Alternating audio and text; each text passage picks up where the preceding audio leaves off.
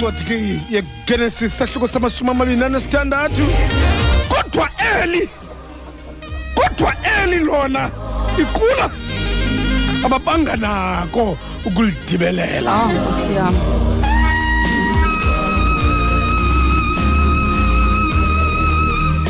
Ababanga nako eli qula.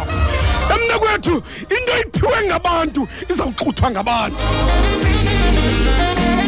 Into oyinikwe ngabantu izawuxuthwa ngabantu. Kodwa oyinikwe nguThixo abana kuyithatha sele bethanda. Kodwa oyinikwe ngabantu bazayixutha abantu ngoba yeyabo. Kodwa oyinikwe nguThixo sele bethanda ukuyixutha abana kuyenza nto. Iqula lesithathu.